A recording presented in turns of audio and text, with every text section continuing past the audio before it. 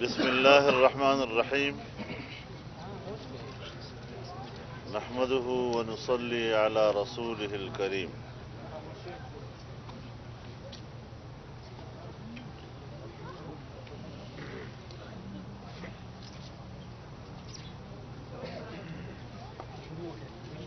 کوئٹہ کی میڈیا کا شکر گزار ہوں کہ انہوں نے آج پی ڈی ایم کے اس پریس کانفرنس کو کوریج دینے کے لیے اپنی بھرپور دلچسپی کا مظاہرہ کیا ہے۔ پی ڈی ایم اس وقت پاکستان کے عام آدمی کی آواز ہے۔ جس طرح غربت اور مہنگائی کی چکی میں پوری قوم پس رہی ہے اور جس طرح آئے روز ان پر مہنگائی اور ٹیکسز کے پہاڑ گرائے جا رہے ہیں، یہاں تک کہ پارلیمنٹ ہاؤس اور اس کے لاجز کے سامنے ماں باپ اپنے بچوں کو فروخت کرنے کے لیے لائے ہیں۔ سندھ میں ایک پولیس سپاہی وہ کھلے سڑک پر اپنے بچے کو بیچنے کے لیے چیخ رہا ہے۔ لوگ خودکشیاں کر رہے ہیں، اپنے بچوں کی بھوک ان سے دیکھی نہیں جا رہی اور نااہل حکمران اقتدار کو طول دینے کے لیے ہر ناجائز حربے کو استعمال کرنے کے لیے تیار بیٹھے ہیں۔ جعلی اکثریت کی بنیاد پر حکومت کرنا، یہ 22 کروڑ عوام کو اپنا غلام سمجھنا ہے، اور ہم آج جو جدوجہد کر رہے ہیں وہ اس قسم کی حکمرانی سے آزادی کی جنگ لڑ رہے ہیں۔ یہ بہت بڑا جہاد ہے جو اس وقت پاکستان میں ان عناصر کے خلاف لڑا جا رہا ہے۔ اس حوالے سے کل یہاں کوئٹہ میں مہنگائی کے خلاف پی ڈی ایم کی قیادت میں ایک بڑا عوامی مظاہرہ ہوگا، ایک بڑی ریلی نکالی جائے گی اور اپنے اس موقف کو اجاگر کیا جائے گا کہ اس وقت پوری قوم کو ایک ناجائز اور چوری کردہ ووٹ کی بنیاد پر حکمرانوں کے ساتھ مقابلہ ہے، اور پی ڈی ایم اس حوالے سے وہ سیاسی قیادت ہے جو اس انتہائی نازک ماحول میں عوام کے شانہ بشانہ کھڑی ہے۔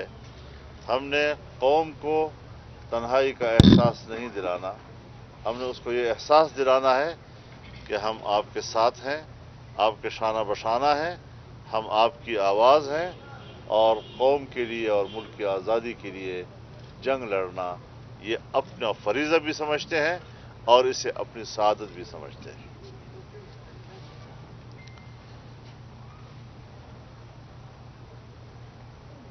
20 نومبر کو پشاور میں اسی طرح کا ایک بڑا عوامی مظاہرہ ہوگا اور وہاں پر بھی صوبہ خیبر پختونخوا کے عوام اس میں شریک ہوں گے، پشاور کے عوام اس میں شریک ہوں گے، اور انشاءاللہ وہ بہت ہی کامیاب مظاہرہ قرار دیا جائے گا۔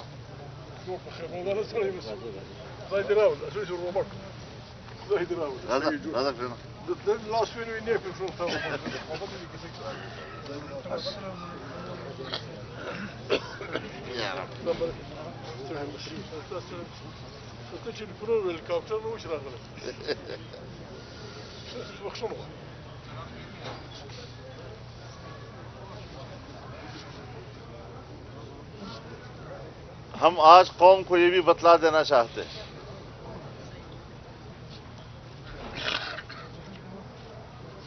کہ ناجائز حکمران اور دھاندلی کی پیداوار حکومت آئندہ الیکشن کے لیے ابھی سے اپنی جعلی پارلیمنٹ کو ایسی قانون سازی کے لیے تیار کر رہی ہے کہ آئندہ بھی الیکشن میں بڑی آسانی کے ساتھ وہ دھاندلی کر سکے. لیکن حزب اختلاف سینہ سپر ہو کر اس کا مقابلہ کر رہی ہے. اسمبلی کے اندر حزب اختلاف ان کو قانون سازی میں شکست بھی دے چکی ہے اور مشترکہ اجلاس میں انہیں اکثریت حاصل کرنے کی جب امید نہ رہی تو عین وقت پر اس کو ملتوی بھی کر دیا گیا. آج جب دوبارہ اجلاس بلایا گیا ہے تو افواہیں گشت کر رہی ہے اور یہ صرف افواہیں ہی نہیں بلکہ حقیقت کے قریب تر باتیں ہیں کہ چھوٹی جماعتیں جو ان کی اتحادی ہیں ان کو ریاستی ادارے دباؤ میں لا کر ان کی گردن مروڑ کر اور ان کے گردنوں پر بوٹ رکھ کر ان کو مجبور کر رہے ہیں کہ آپ نے اجلاس میں جانا ہے.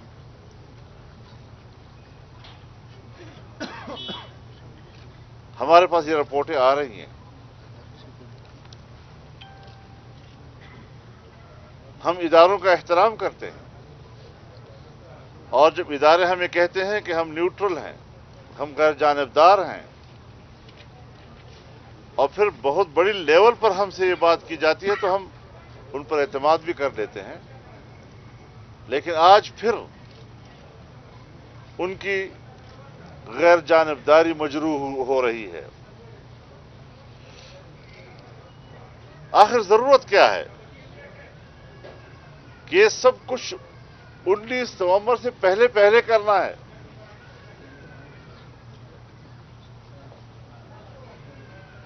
نہ 19 نومبر کو اور نہ 19 نومبر کے بعد.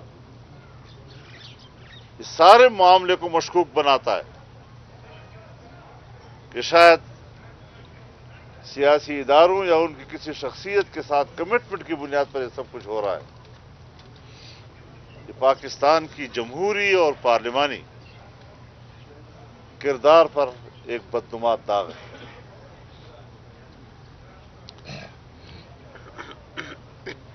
اداروں کو خود سوچنا چاہیے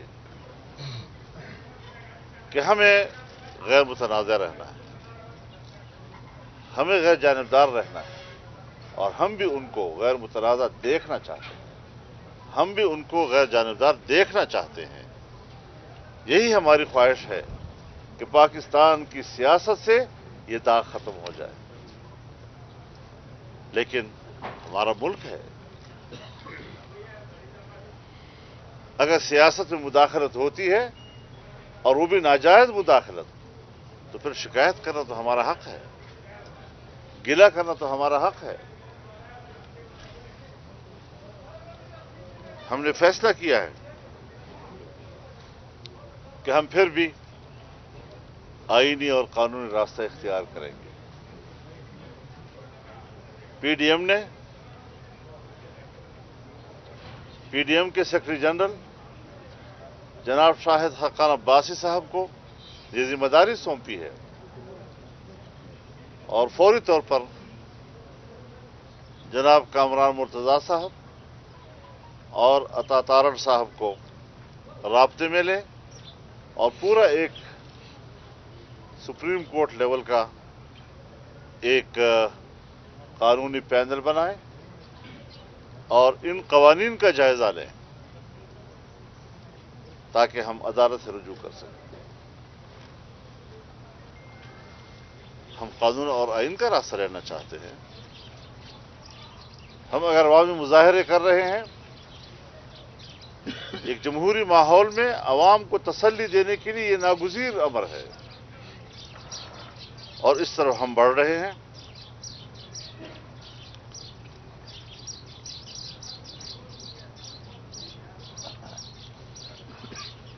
تو اس حوالے سے یہ جو نئی صورتحال ہے اس پر ہم قوم کو ہر وقت اعتماد میں لینا چاہتے ہیں. پی ڈی ایم اس بات پر یقین رکھتی ہے کہ ملک میں امن و امان ہونا چاہیے. امن و امان اسی صورت میں ممکن ہوتا ہے جب شہریوں کے انسانی حقوق کا تحفظ ہو، صوبوں کے حقوق کا تحفظ ہو، ان کے شہریوں کے حقوق کا تحفظ ہو، ان کے بچوں کا مستقبل محفوظ ہو. اور اس حوالے سے تمام جماعتیں اس بات پر متفق ہیں کہ اس وقت جو نوجوانوں کو گھروں سے اٹھایا جاتا ہے اس کو پھر لاپتہ کر دیا جاتا ہے اور سال ہا سال سے لاپتہ لوگوں کے لیے ان کے پیارے در بدر کی ٹھوکریں کھا رہے ہیں. ان کے بوڑھے ماں باپ، ان کے آنسو بھی اب آنکھوں میں نہیں رہے، خشک ہو گئے ہیں. ان کے دلوں کے زخم، اس کے لیے مرہم بھی ختم ہو گیا ہے. لیکن شقی القلب قوت ہے، وہ اس انسانی حق سے اور سمجھتے ہیں کہ ہم ریاست کی خدمت کر رہے ہیں. اگر کوئی ایسی بات ہے، عدالتیں موجود ہیں، آئین موجود ہے، قانون موجود ہے. ان راستوں سے ہم کسی مجرم کو کیفر کردار تک پہنچا سکتے ہیں. اگر انصاف کا تقاضا یہی ہے تو پھر ایک جمہوری ماحول میں، ایک جمہوری ملک میں ایسے واقعات اور کہ جس طرح ایک ڈکٹیٹر کے ملک میں ہوتے ہیں، ایک آمرانہ ممالک میں، بادشاہتوں میں اس قسم کے واقعات ہوتے ہیں، ہمارے جیسے جمہوری ملک میں بھی وہی واقعات ہو رہے ہیں. کیا فرق ہے دوسرے ملکوں میں اور ہمارے ملک میں؟ کون حاکم ہے یہاں کا؟ نادیدہ قوت ملک کے حاکم ہیں یا آئین اور قانون کی روشنی میں کام کرنے والی قوتیں وہ ملک کے مالک ہیں؟ یہ ساری وہ چیزیں ہیں کہ جس کے لیے پورے ملک کے طول و عرض میں اضطراب پایا جا رہا ہے، تشویش پائی جا رہی ہے. اور ہم ایک مطمئن اور اضطراب سے پاک ایک سوسائٹی چاہتے ہیں، ایک معاشرہ چاہتے ہیں جہاں ہر انسان اپنے حقوق کے حوالے سے مطمئن ہو.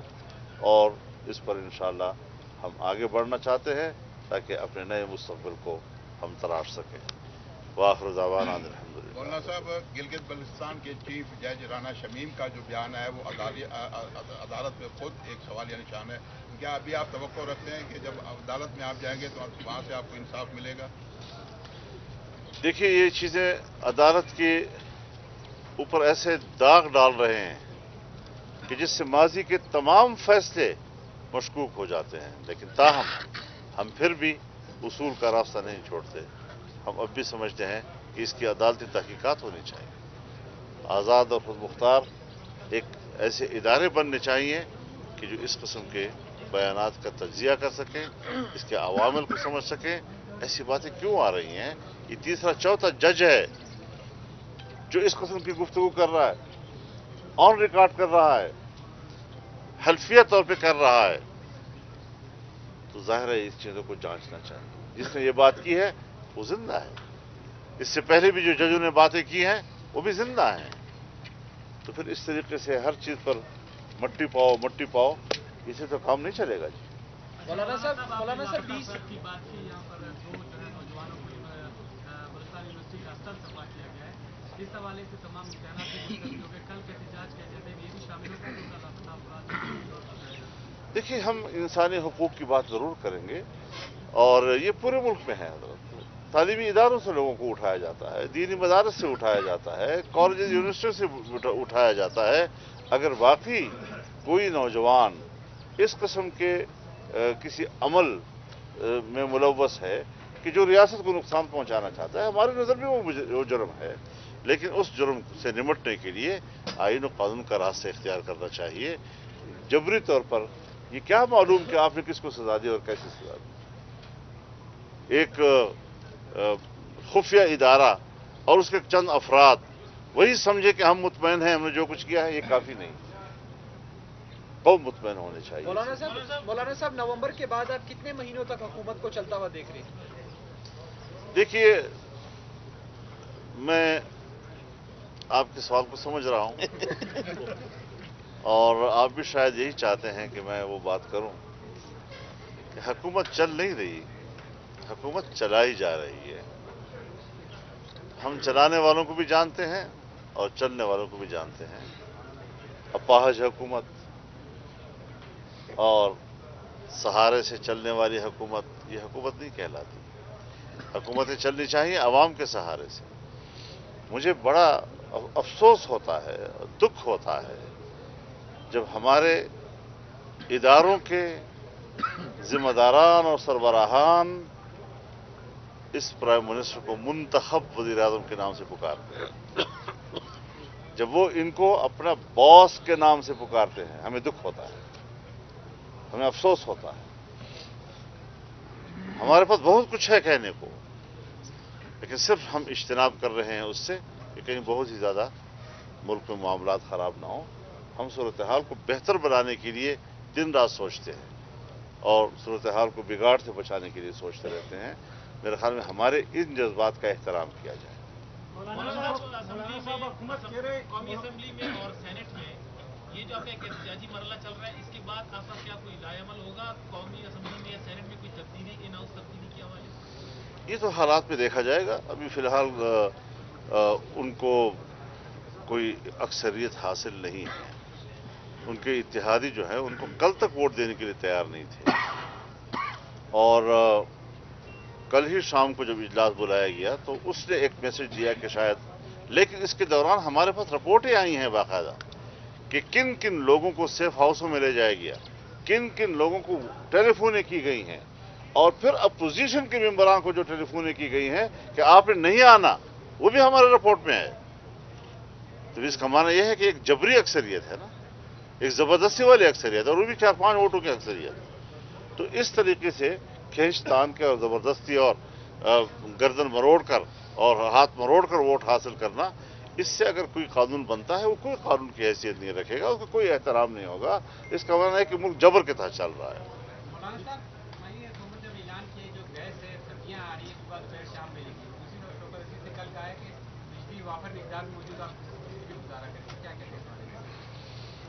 हजरत, इनके होते हुए न आप किसी बिजली की तवक्को रखें, न गैस की तवक्को रखें, न पेट्रोल की तवक्को रखें, न चीनी की तवक्को रखें, न घी की तवक्को रखें। यहाँ तो हर रोज आप सोचते रहेंगे कि कल कितनी कमी आएगी, कल नर्ख कितने बढ़ेंगे, कल रुपए की कीमत क्या होगी डॉलर के मुकाबले में।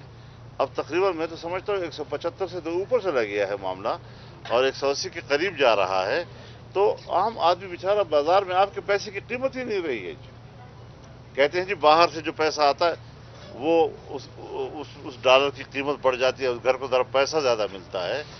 भाई उसको ये भी सोचना चाहिए कि यही पैसा जब बाजार में जाता है तो वहां उसकी कोई हैसियत नहीं है, उसको उस पैसे से कुछ फायदा नहीं हासिल होता जी। तो ये तो एक नुमाइशी किस्म की ऐसे दिल में खुश करने वाली बात है कि जहां मेरे घर वाले मेरे प्यारे कल 105 रुपये वसूल करते थे तो आज 170 रुपये और 75 रुपये और 180 वसूल करेंगे। तो वसूल तो करेंगे, लेकिन बाजार में जो हमें कल 105 में मिलता था वो आज हमें 180 में नहीं मिल रहा है वो चीज़ थी। हालत यहाँ तक चली गई। आपकी गुर्बतें पीपल्स पार्टी से बढ़ रही हैं, क्या पीपल्स पार्टी वापस पीडीएम में आ जाएगी? देखिए, इसको अब हम अभी तक कोई संजीदा अमल नहीं समझ रहे हैं। अगर बिलावल साहब मेरे पास आए हैं तो हमने तो कभी किसी को अपने घर में आने से नहीं रोका है। आए हैं, आधा घंटा गुजार के गए हैं, अगर उन्होंने खैरसगारी का मुजाहरा किया है, लेकिन पीडीएम के साथ उनका मुस्तकबिल क्या है या क्या नहीं है, इस पर तो बात ही नहीं हुई। मौलाना साहब, आपने एस्टेब्लिशमेंट से शिकवा किया, लेकिन खबरें यहाँ ये भी हैं कि मियां शहबाज शरीफ और मरीम नवाज ने आर्मी चीफ से मुलाकात की है, इसमें कहाँ तक सदाकत है? हमारे इल्म में ऐसी कोई बात नहीं, हमारे इल्म में कोई ऐसी बात नहीं। मौलाना साहब, हुकूमत कह रही कि मिल्की मीशत जो है वो बिल्कुल वेंटिलेटर से खराब है, पीडीएम जो है मजीद मिल्की मीशत जो है वो तबाह कर रही है। यानी इसका माना है कि वो हमें रोने का भी हक नहीं देती। यानी कौम रो रही है, हम रो रहे हैं, इसी बदहाली की वजह से एक आदमी कराह रहा है, चरपाई पर है, वो कहते हैं मेरा इलाज करो, और अगर वो चीख रहा है तो आप कहते हैं जी आप अपने इलाज को और मुश्किल बना रहे हैं। ये बेवकूफ़ी और हमाकत वाली हुकूमत है। इनके यहाँ जिहालत, हमाकत, इसके अलावा और कुछ नहीं है। न कोई विजन है, न कोई सोच है, न कोई फलसफा है। बस आ गए और हुकूमत पर बैठ गए। और वो लोग, और आप ही में से, आपकी मीडिया में से वो लोग जिन्होंने उनके लिए कैंपेन चलाई थी, आज वो अपने सर पीट रहे हैं और अपने ऊपर लानतें भेज रहे हैं कि हमने क्या किया था, हमने क्या उम्मीदें वाबस्ता की थी। भाई, एक पढ़ा लिखा आदमी क्यों ऐसे जाहिरों से उम्मीदें वाबस्ता करता है? हम भी तो पाकिस्तान के शहरी हैं, हम भी तो इसी मुल्क पे रहते हैं, हमारे पास भी जो वसाइल हैं तो इसी मुल्क के वसाइल हैं। हम भी तो इसी बाजार से जाकर खरीदते हैं और इसी मुल्क में जिंदगी गुजार रहे हैं। तो हमने तो बहुत पहले कहा था कि आप बहुत बड़ी गलती करेंगे, बहुत पहले कहा था। तो थोड़ा सा इन मिस्किनों गरीबों की बात को भी समझ लिया करें कि गरीब मुल्ला के आजाद पर कलमा भी पढ़ लिया करो। जी,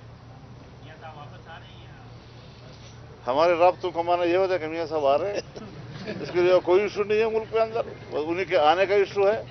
वो फैसला उन्होंने खुद करना है, जब वो तशरीफ लाए। लेकिन आजकल दुनिया जो है वाबस्ता है। हमने कल भी जूम पर मीटिंग की है, हम ऐसे आपस में बैठे रहे जैसे हम आप एक दूसरे को आमने सामने सुन रहे हैं। मौलाना साहब, असद उमर का कहना है कि अगर अपोजिशन वाले यहाँ पर आए इस्लामाबाद में तो उनके साथ ये असर होगा, लाठीचार्ज होगा, उन पर तशद्दुद होगा। तो क्या इसके बाद आप लोगों का है प्रोग्राम? बढ़ के न मारा करें, हमें बढ़ के मालूम है कि इन बड़कों के लोग हैं। अगर अपोजिशन ने फैसला किया कि तुम्हें उठाकर बाहर फेंक दे, फिर क्या? तुम्हारी हैसियत क्या है? लेकिन बलूचिस्तान में तो इत्तेहादी बन के उनको और सहारा दिया। क्या बलूचिस्तान में अपोजिशन ने बाप पार्टी के एक मुखालिफ ग्रुप को सहारा दे कि उसको आगे लाए? बलूचिस्तान की मखसूस सूरत हाल के पेश नज़र जाहिर है जी, मैं अपोजिशन में बैठा हूँ। जब ज़हरी साहब की हुकूमत थी तो हम अपोजिशन में बैठे थे, और अपोजिशन हुकूमत सारी आकर अपोजिशन में बैठ जाए तो फिर मैंने क्या कर रहा है मुझे बताओ उस वक्त। फिर जब सारी हुकूमत अपोजिशन में आ जाए, और मैं पहले से अपोजिशन में हूँ, और मैं उस वक्त भी लीडर अपोजिशन था, और मैं आज भी लीडर अपोजिशन हूँ, और मेरे दामन में आकर गिर जाए सारे, तो फिर हमने तो उसी के मुताबिक फैसले करने होते हैं। वो ना आते तो हमने कोई दरखास्त नहीं की थी उनसे। अपना कैंडिडेट भी तो ला सकती थी सीएम शिप के लिए, जब साहब आपकी जोड़ी में आ गए। देखिए, हमने चूंकि हुकूमत में न आने का फैसला किया था, हमने अपोजिशन में बरकरार रहने का फैसला किया था, हमने बावजूद इस सारी सूरत हाल की तब्दीली के उनकी हुकूमत में शामिल न होने का फैसला किया था। उस उसूल पर हम कायम रहे हैं जी, हम अपने उसूल से नहीं हटते। पंजाब की हुकूमत गिराने में बताया जा रहा है कि मियां शहबाज शरीफ सबसे बड़ी रुकावट है। वो कहते हैं कि ये उस्मान बुज़दार है। तो इसमें कहा था कि क्या कभी आप लोगों ने एहतजाज किया है कि पंजाब की हुकूमत गिराई जाए? पंजाब की हुकूमत गिराने से पहले ये सोचें कि मुतबादल क्या है, तो अगर मुतबादल उससे भी ज़्यादा ख़राब हो फिर क्या करेंगे? तो इसलिए सारी चीज़ें को सियासतदानों पर ज़रा छोड़ दें, हम बड़ा ठीक ठाक फैसले करते हैं, सब कुछ बड़ा हिसाब किताब ठीक रखते हैं हम लोग। बहुत शुक्रिया आपका जी।